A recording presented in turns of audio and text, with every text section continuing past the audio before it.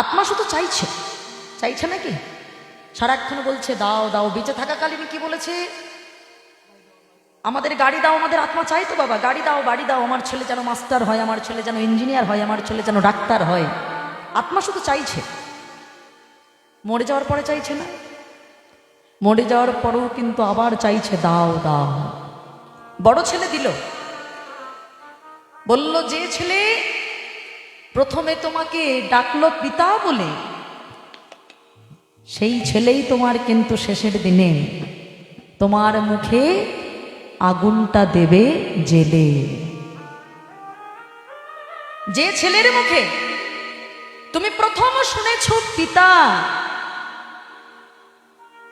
প্রথম শুনেছ মাতা, সেই ছেলেই শেষের দিনে তোমার জ্বালবে ওই শ্মশানের চিতা। আমরা সাধের বাড়ি করেছিলাম, হাতির দাঁতের পালঙ্কে শুয়েছি, কিন্তু বাবা শেষের দিনে আমাদের একটাই সম্বল হয়, সেটা হলো পরীক্ষিত বালার একটা গান আছে না, যাবি যে তিনি শ্মশানে ঘাটে বাঁশের তোলায় চড়ে।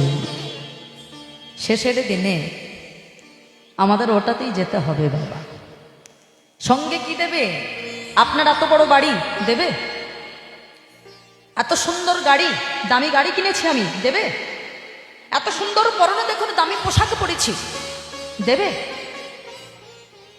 দামি টাকা পয়সা এত কিছু করেছি, এত সোনা দানা করেছি, কোনো কিছু সঙ্গে যাবে বাবা? একটা জিনিস যাবে, এই যে মাটির মৃদঙ্গ শিখল করতাল দেখতে পাচ্ছেন বাবা,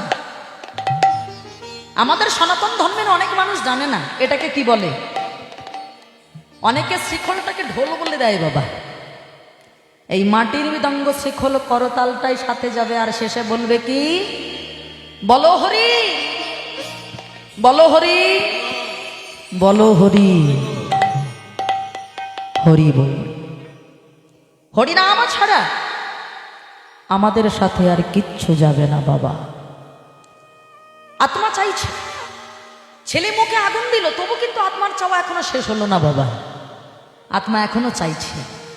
কি চাইছে? ছেলে আমার পিণ্ডদান করলে এবার আমার আত্মার শান্তি হবে। ছেলে পিণ্ড দান করলো, এই আত্মা, একে চোখে দেখা যায় না বাবা। এটা এমন একটা বস্তু যাকে চোখে দেখা যায় না, যাকে জলে ডোবানো যায় না, যাকে কাটা যায় না, যাকে আগুনে পোড়ানো যায় না। আত্মা হলো অবিনশ্বর। এই আত্মাটাই ভিতরে বসে আছে কে জানেন? চির আনন্দময় এই আত্মা। এই আত্মা, এই প্রাণ পাখি ওনার উড়ে চলে গেছে।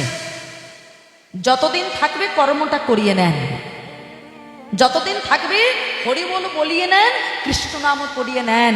আর যেদিন থাকবে না সেদিনে শতবার ডাকলেও হরিনাম বলবে না, হরিনাম করবে না। তাই জন্য দেখবেন এই আত্মার শান্তি একমাত্র একটা জিনিসে হয়, কিসে মায়েরা? এই যে শ্রাদ্ধ বাড়িতে আমরা তো মনে করতেই পারি যে একটু যাত্রা দিলে বোধহয় আত্মার শান্তি হবে,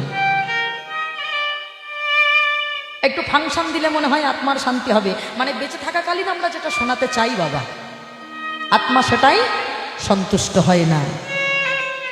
শ্রাদ্ধ বাড়িতে, কোনো মৃত্যু বাড়িতে হরিনাম দ্বারা, কীর্তনের দ্বারা, রামায়ণের দ্বারা এই আত্মাটার স্নান হয়ে যায়, শুদ্ধ হয়ে যায় বাবা। তাই যে শ্রাদ্ধটা করা হয়, পরের বছর আবার একটা বছর অপেক্ষা করে থাকে, ছেলের কাছে আরো একবার পিণ্ডদান হবে, যেটা বাৎসরিক ক্রিয়াকর্ম আমরা বলি। তখনও চাইছে দাও দাও করছে। আত্মা শুধু বলছে দাও, কিন্তু ছেলের কাছে পিণ্ডদান পেয়েও আবার সেই আত্মা চায় তুমি একটু আমার জন্য হরি নাম দাও। কারণ বেঁচে থাকাকালীন কর্ম যদি ভালো হয় তাহলে স্বর্গে যাওয়া হলো, আর যদি জমালয়ে যেতে হয় তবে যদি হরিনামটা শুনিয়ে যদি একবার উদ্ধার হতে পারি।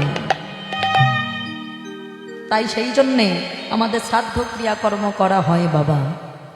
কারণ আপনার পাশেই জানেন অগ্রদ্বীপের গোপীনাথ যে লীলা হয়েছিল, সেখানে গোবিন্দ ঘোষ তিনি নিজেই কিন্তু বাবা ভগবান তার জন্য পুত্র সেজে তার শ্রাদ্ধ ক্রিয়াকর্ম করেছিল, তার পিণ্ডদান করেছিল।